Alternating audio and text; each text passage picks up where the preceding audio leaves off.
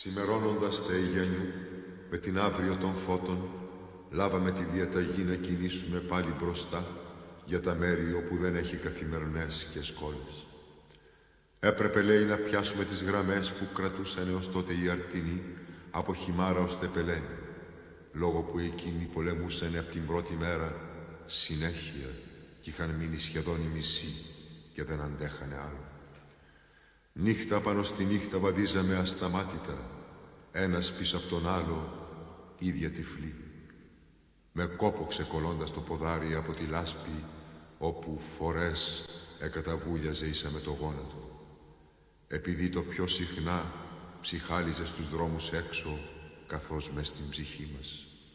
Και τις λίγες φορές όπου κάναμε στάση να ξεκουραστούμε, μήτε που αλλάζαμε κουβέντα, μόναχα σοβαροί και αμίλητοι, φέγγοντας με ένα μικρό δαδί, μία-μία μοιραζόμασταν τη σταφίδα. Ή φορές πάλι, αν ήταν βολετό, λύναμε βιαστικά τα ρούχα και ξυνόμασταν με λύσα ώρες πολλές, όσο να τρέξουν τα αίματα. Τι μας είχε ανέβει η ψήρα ως το λαιμό, κι ήταν αυτό πιο κι απ' την κούραση ανυπόφερτο.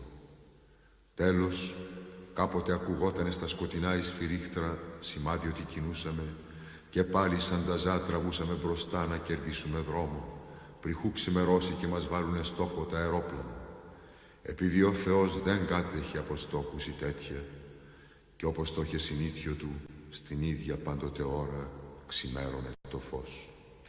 Και ότι ήμασταν σημά πολύ στα μέρη όπου δεν έχει καθημερινές και σκόλες, μήτε αρρώστους και γερούς, μήτε φτωχούς και πλούσιους, το καταλαβαίναμε.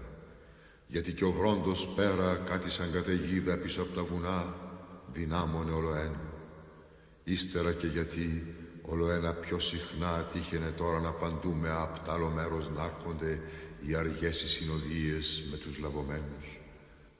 Όπου απειθώνανε χάμου τα φορεία οι νοσοκόμοι, με τον κόκκινο σταυρό στο περιβραχιόνιο, φτύνοντας μέσα στις παλάμες και το μάτι τους άγριο για τσιγάρο.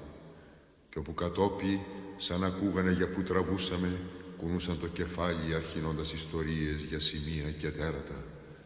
Όμως εμείς το μόνο που προσέχαμε ήταν εκείνες οι φωνές μέσα στα σκοτεινά που ανέβαιναν καυτές ακόμη από την πίσα του βυθού ή το θιάφι.